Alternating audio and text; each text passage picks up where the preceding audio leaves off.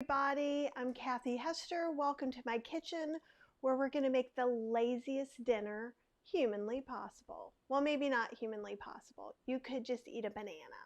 We're going to do more than just eat something we don't have to cook at all. So maybe not the laziest, but top 10 cooking laziest meals that we can make.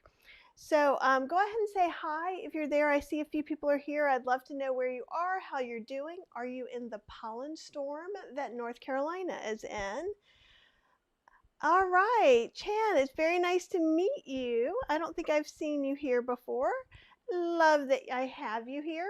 So we're going to make a recipe in the slow cooker.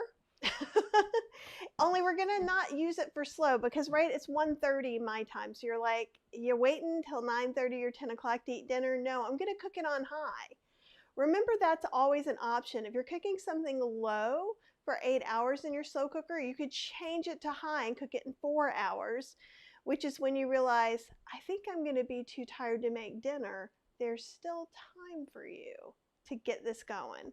And that's what I'm doing. Hey, Donna and Amber, it's awesome to see you guys. So we're cooking a recipe from the Revised Vegan Slow Cooker, and I'll let you get a little gander of it. It was in the announcement, and this is a picture, and this is by Kate. It's a lovely picture. You will notice that we're not going to put the broccoli in now. Oh, Molly and Joanne are here. Yay! And yay to all of you who are not commenting too. I'm glad that you're here. And Diane from Northern California. And Molly, you got plenty of time to cook dinner from Washington and California. Diane, you too. So it's super easy. And I'm going to tell you just how I'm going to do it and how it's going to be really easy. So basically, we're going to make a sauce. We're going to put silken tofu in that sauce and some mushrooms. But that's basically all we're doing. Before serving, we are going to do a couple things. So when I make Asian food, especially Chinese food, in the slow cooker, I will make a cornstarch slurry like a half an hour to an hour before, put it in, let it get thickened. So that works just fine too. This has broccoli in it. We could be proactive and we could have carrots in here. We could have other long cooking vegetables. So that's more of like root vegetables, carrots, celery, potatoes, beets, all those things we wouldn't want to put in here. But that's what would go into the slow cooker to begin with. Quicker cooking recipes are recipes that kind of are vegetables that wilt a little bit after they've cooked too long. I put those in the just before serving category. Broccoli is kind of in the middle. So if I was doing it for 4 hours, if I thought I would pay attention, I could put it in here.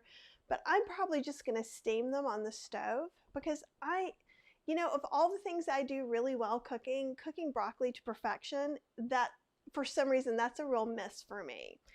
But you could throw it in here for sure. Or if you planned ahead, which I did not, you could have steamed them, put them in the fridge. Or I could steam them after I get off of here, put them in the fridge, and then just let them warm up in that last hour before serving, or 30 minutes, depending. And now I see lots of comments. Oh, awesome. And Molly and Victoria and Diane, Jody, so many people. Oh, and Chan is from Malaysia. Oh, awesome. I have friends who live in Malaysia. And Molly can't wait to watch the recipe. It's kind of so stupid simple. That's why I decided to go live, because I'm so lazy. And I'm like, perhaps someone thinks this is not lazy. And let me show you. And Amber's looking for a good mapo tofu or mapo bean curd recipe. And this is not perfectly authentic. And then I'm even going to make a couple other changes. Just know that.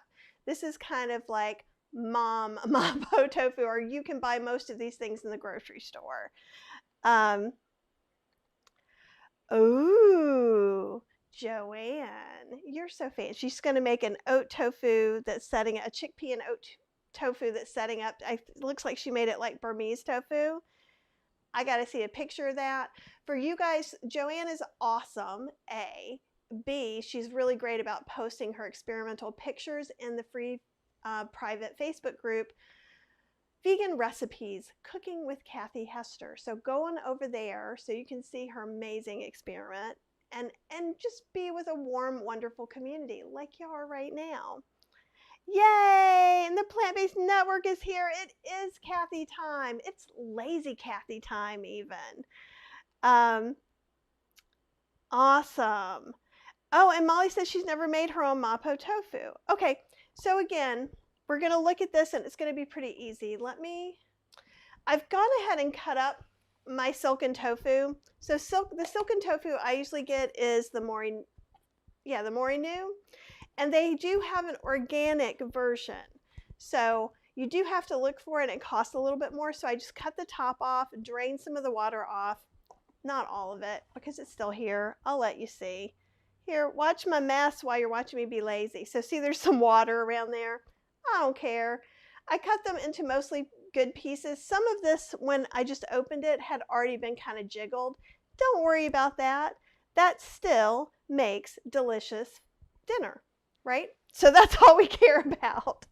So here, I'm gonna, let's make sure I'm getting this where you can see it really well, and then I'll change this. Okay. So I'm still gonna put this tofu in last because it is a little delicate. And it probably will put water all over everywhere. So I have a little magic wiper here. Nope, here.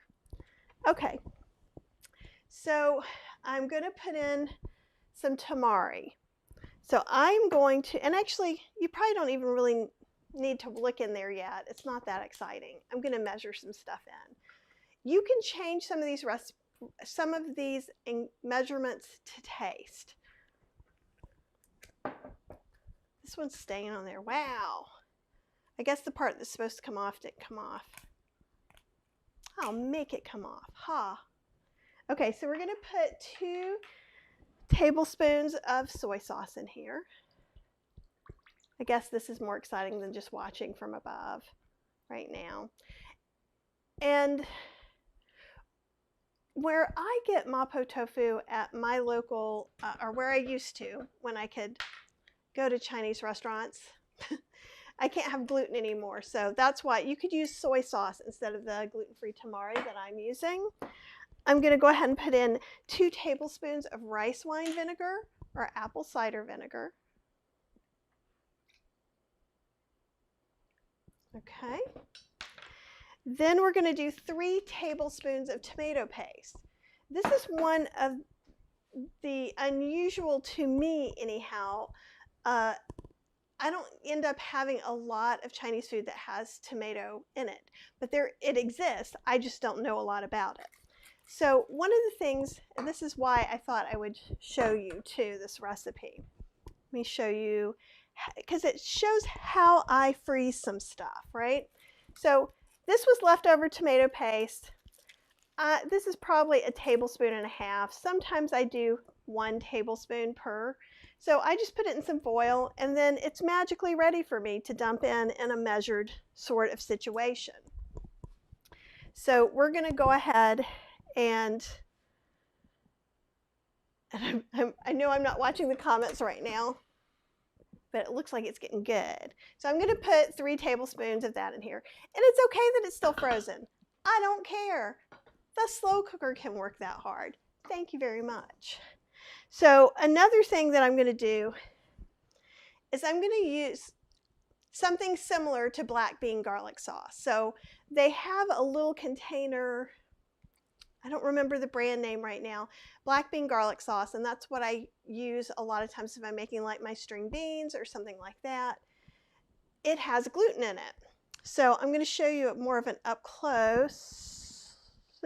There we go. So I found this One Culture Foods Chinese fermented black bean sauce. So it has some other things. It has ginger, pineapple, and tamari in there. Close enough. Now I'm going to add in some garlic powder since it's not going to have, it doesn't really have any garlic in it. So I was asking for about 1.5 tablespoons, and I'll let you see it's very similar. Another thing you could do, and I've done this in the past, Can you guys kind of, I know you can sort of see it there. I'll spread it so you can see it a little bit more. And it's just a strong fermented taste. And I think I'm even going to go ahead and add a little bit extra since it's not as concentrated as the one that I usually use. So the smell is beautiful. It doesn't really have just one, it doesn't smell like black beans. If I just gave you that to smell, it's more of a soy sauce, miso, umami, complex sort of smell. You can buy a can of just fermented black beans at the Chinese, at your local Chinese market or Asian market. And so I've done that before. I just didn't have any on hand. I had seen that, wanted to try it. So that's why I have it. Let me check and see if, oh, Susan's here. Yay, Susan. And Elizabeth has never seen this recipe. It's from my very, very, very first cookbook, which was like 11 or 12 years ago, which is a long time. I used to get, and Mary, you're so funny. There's nothing better than watching me cook. Evidently, there's nothing better than watching me measure out ingredients because that's about all I'm doing today. But hopefully these tips will help you because I did do a little work to make this easier. That's what I want to share with you today for sure. Joanne says it's easier watching me than cooking herself. I like that. Oh, you guys are just so awesome. Okay, so again, and I'll try and, I don't know if this is everywhere. I think I got this at a closeout, the One Culture Foods Chinese fermented black bean sauce, which makes me suspect. Makes me suspect? No, it makes me suspect that they probably have it at Amazon though. So we're probably going to put in, I don't know, let's say half a teaspoon of granulated garlic or garlic powder. So some other things, we can use 1 to 2 teaspoons of a sriracha, or you could use like a chili garlic sauce. I'll let you guys. So a chili garlic sauce. And even though that has the rooster on it, it's made by the same people that make normal sriracha. This is fancy yellowbird sriracha. You do not need super fancy sriracha. But if you can get it, why not, right? So also Cheryl's going to be eating this. So I said 1 to 2 teaspoons. So I'm probably going to do a little less than a teaspoon. Sriracha is not as hot as the chili garlic sauce. So if it's new to you, taste it. It will be painful, but you'll be glad that you did later. Or we can mix the sauce up, just use a tiny bit, mix the sauce up and decide to add more. That's a better choice than, well, let's just see how this goes, because once it's too hot, there's nothing you can do to go back. If you and your family love hot foods, that's perfectly acceptable. Cheryl does not like hot foods, so I do. So it's better for me to add that sriracha, extra sriracha or chili garlic paste in per serving. Because the last thing you want to do is make something everybody can't eat, and then you have to make something else, which is not what I'm looking for today, for sure. Oh, and Amber says, when she was living in San Francisco, a lot of restaurants had tomato-based noodle stir-fry. I need to know the name of that, Amber. It was more of a Pan-Asian fusion.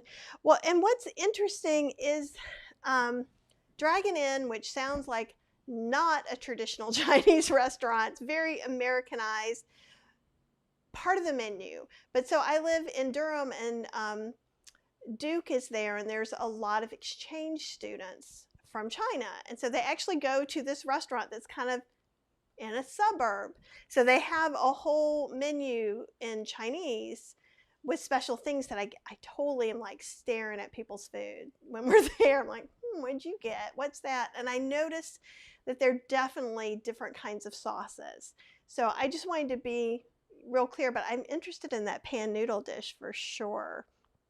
Okay, so far we've got soy sauce, rice wine vinegar, tomato paste, black bean garlic sauce, sriracha. You could add some red pepper flakes to your heart's content. We are going to put, oh, I forgot about that. We were going to put 3 cloves of garlic in there, but instead of making that half a teaspoon, I'm going to make it a whole teaspoon of garlic powder.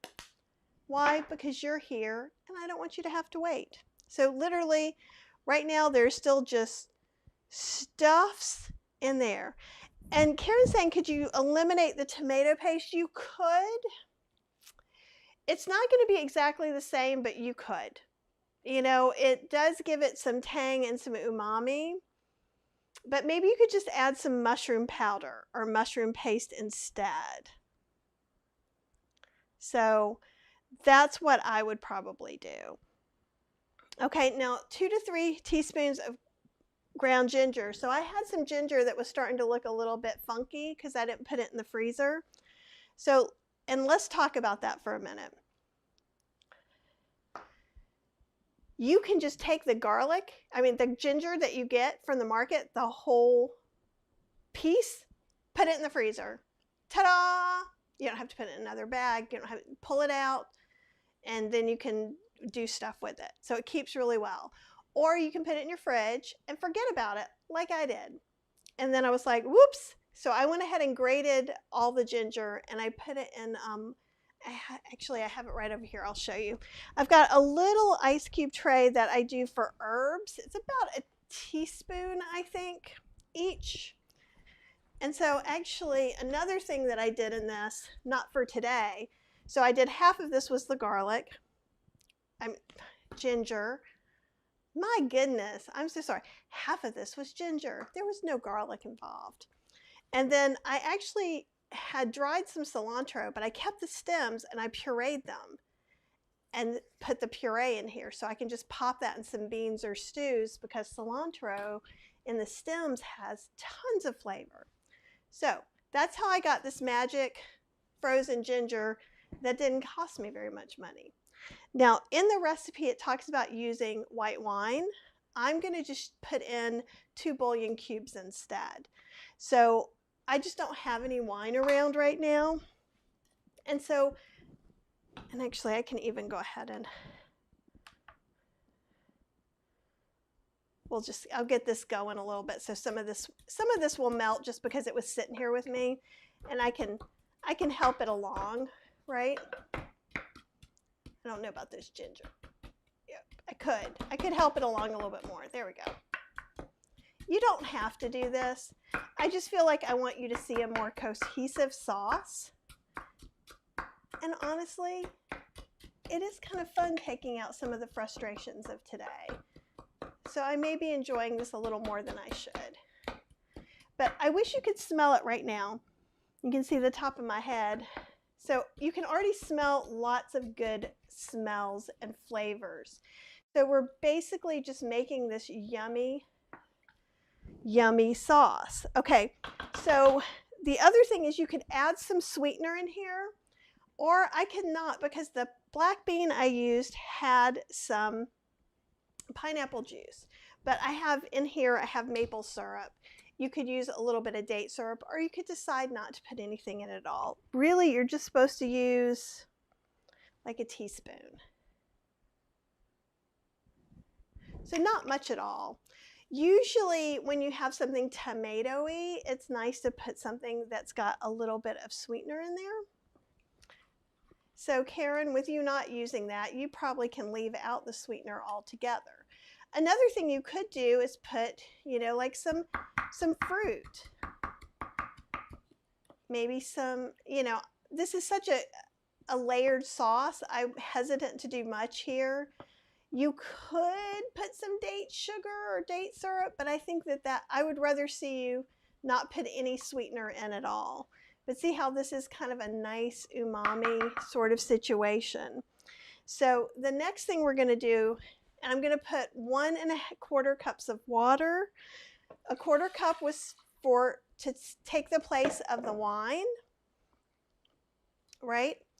And then it was just 1 cup of water.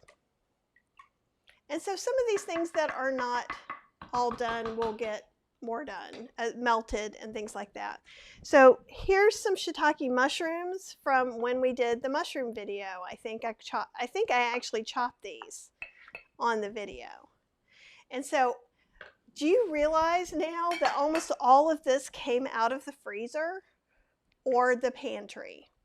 And that's what I want you to notice right now. So what I'm going to do is I'm going to take a spoon, even though this isn't exactly the whole sauce, it's going to taste a little bit different once it's cooked. It tastes really good. It's definitely sweet enough. I think, again, I think this fermented black bean is a little bit lighter than traditional because it's a sauce. So I'm going to double the amount. Actually, I'm going to be a grown-up. I'm going to put a tablespoon in, taste it again, and then decide if I should put the other half tablespoon in.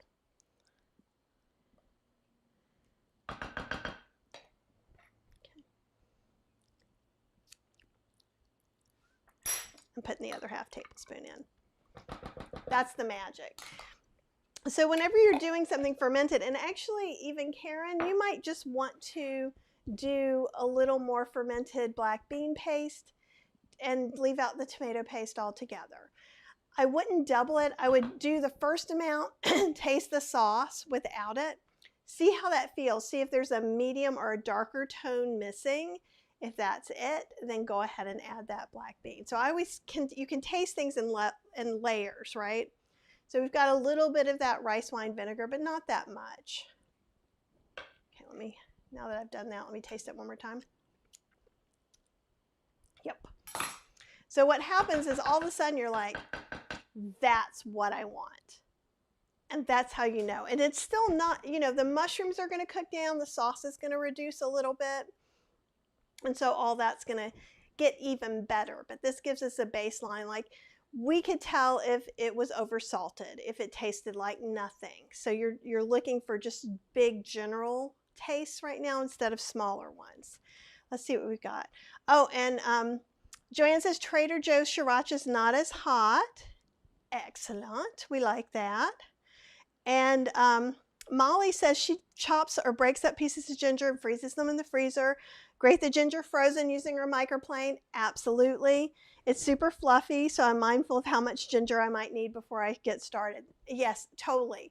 And when you grate a lot of ginger, especially if they're big pieces, you might get lots of ginger hair or threads or whatever you want to call it. So just make sure when you're cleaning that microplane, you clean it really good and don't let that stuff dry on. I've done it. You don't want to do it. Okay, here we go. And Joanne's add a link to the bouillon video. So if you go to YouTube, I can't look it up right now, but I'll come back when I come back to this YouTube video, and I'll add the bouillon video.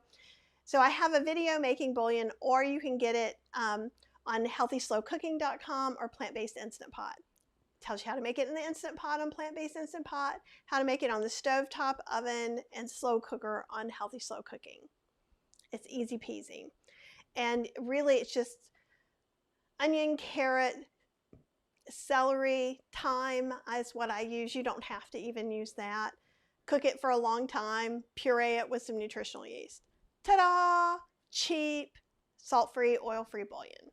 No weird ingredients, and then I just freeze it in regular ice cube trays, because a regular ice cube tray, 1 cube is about 2 tablespoons, and that's what I recommend to use instead of one of those little bitty concentrated bouillon cubes.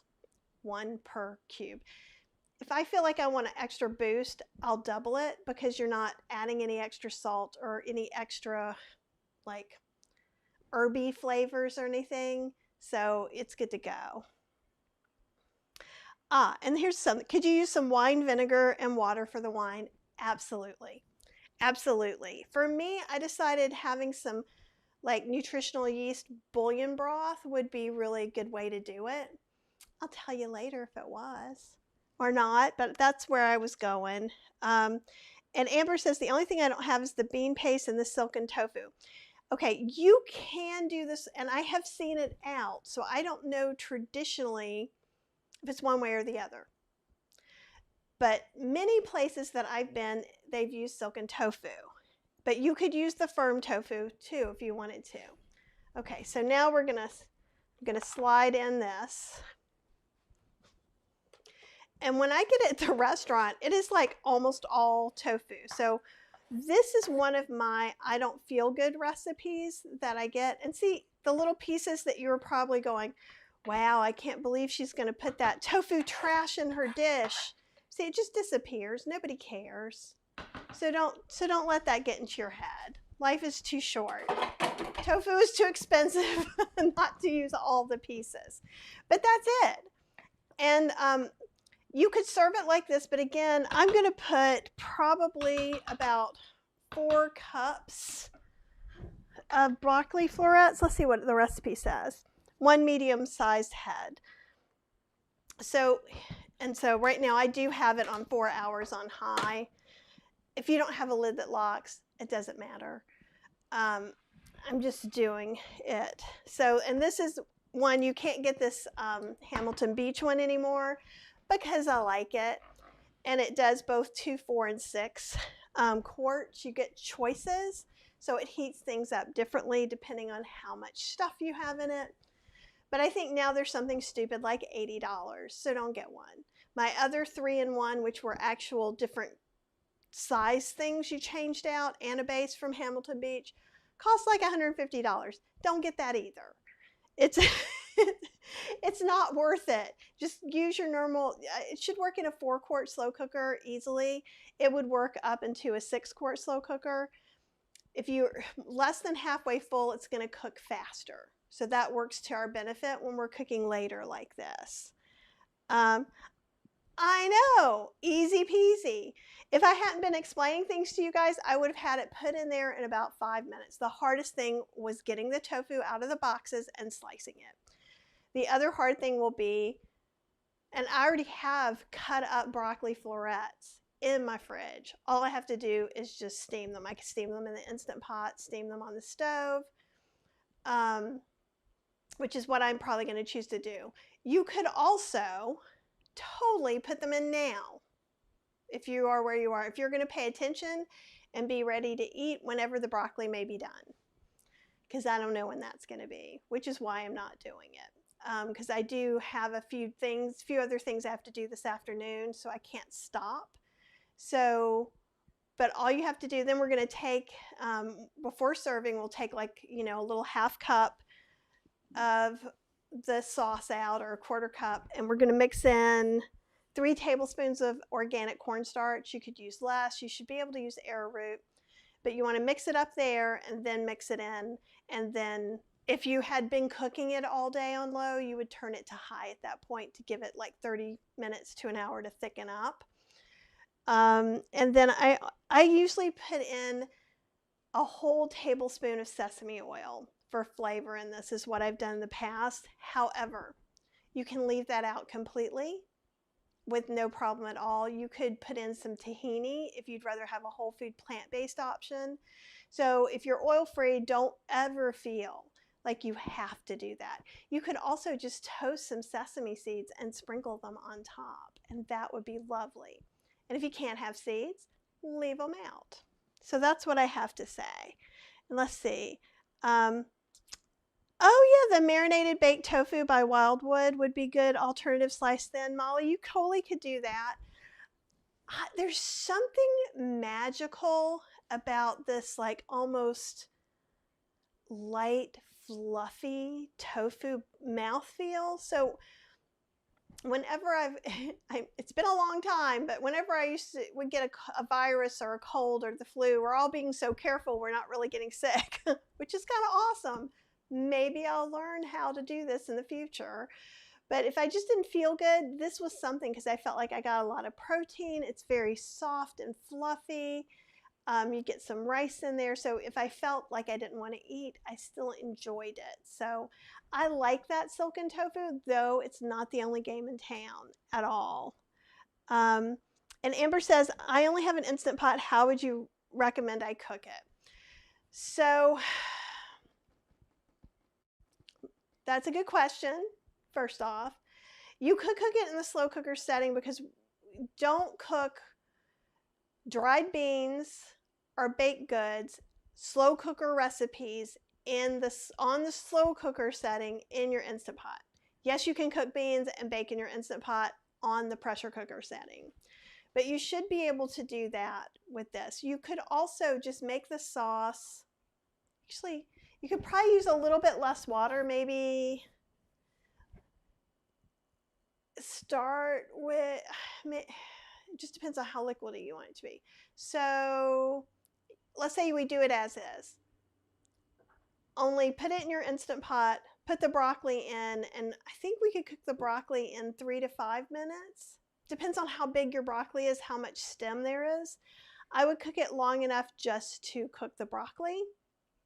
Then I would release the pressure manually, because we're trying to, make sure and again, I'm not great at broccoli. Make sure the broccoli doesn't go brown, right? But see, I don't like it crispy either, and I don't like it brown, so that it's like an avocado. So I think I would do it on the Instant Pot setting, and then what I would do is fish out some of the sauce, put some of the cornstarch in, put it in, and put it to saute, and then just kind of let it cook.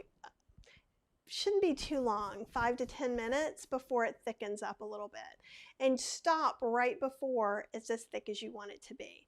It's going to cook faster in the Instant Pot than it's going to in your slow cooker as far as thickening up the cornstarch part. Does that make sense? Let's see what else we've got. Yep. And so Joanne says she has this one. Yeah, I just love, I was really all about it because they didn't have one that had 3, because here's the thing, people yell at me all the time for the cookbooks because some things are good for 2 quart or 1.5 quart, some things are good for 6 quart, some are 4 quart, and normal people don't have 17 bazillion slow cookers and Instant Pots like me. So I love this because then you can kind of do all the things and you just only have one appliance. And I don't know why they keep stopping them. And they also keep making the Instant Pots bigger and bigger. I'm like, I'm a family of 2. I do not need an 8 to 10 quart slow cooker. Nobody needs that much chili. Okay, a family of 12 needs that much chili, for sure. Or if you're like cooking for a wedding or something like that. Yeah, silken tofu does have that lovely feel. But again, like I said, I've had mapo bean curd that was not made with silken tofu. But the place I go all the time, that's what they have. Oh, Gina's here. Yay, Gina. You missed, I think, all the things. But here, I'll show you guys. I'll do one last shot. I've just put this on. This is our cooking mapo bean curd or mapo tofu, and before we serve it, we're either going to cook in there the broccoli or steam separately the broccoli, which is what I'm going to do, and then just mix it in and thicken the sauce with a little bit of cornstarch. Take a little bit of the sauce out, mix the cornstarch in, make a paste, then put it in, and then keep the heat on high, and that'll thicken up the sauce. But yeah, that's it.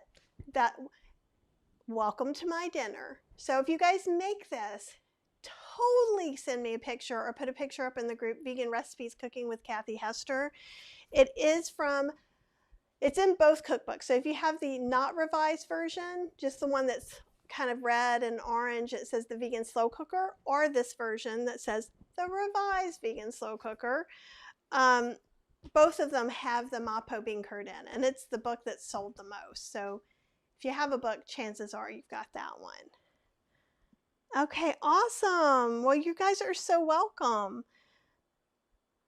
Do you have any questions for me today?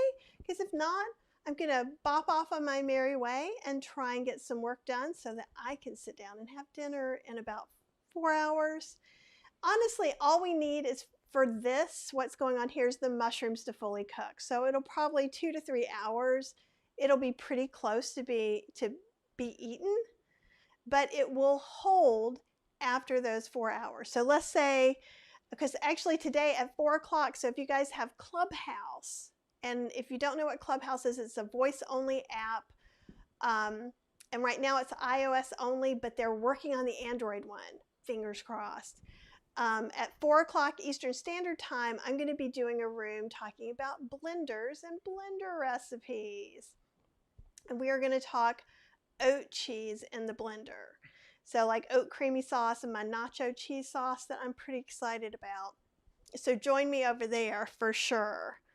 Good question, Joanne. You could serve with rice or any grain. Traditionally, you would serve it with steamed rice. I'm trying to decide if I'm going to go millet, because I have some millet in the fridge left over, or if I'm going to make some rice and make it feel like I'm having takeout. But you could use any steamed grain that you wanted to, really. And honestly, I think this would be really good over a baked potato.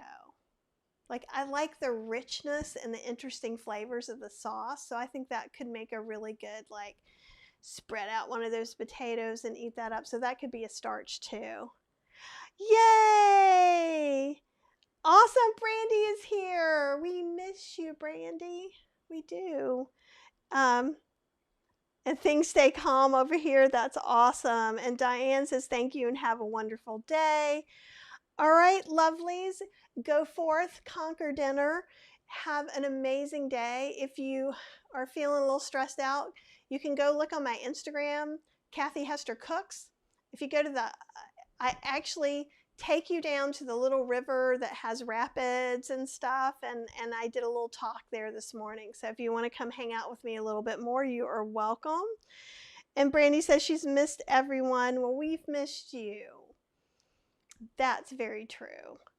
So tell me what you're having for dinner. Go over, join Vegan Recipes Cooking with Kathy Hester if you're not there already. If I can remember from the time I get off of here till I get there, I will make a dinner thread. Or if one of you guys want to make a dinner thread over there, let's find out what we're having for dinner. And hopefully I'll see you at 4 o'clock on Clubhouse if you've got it. And I don't know when I'm going live next, but it won't be that long, I promise.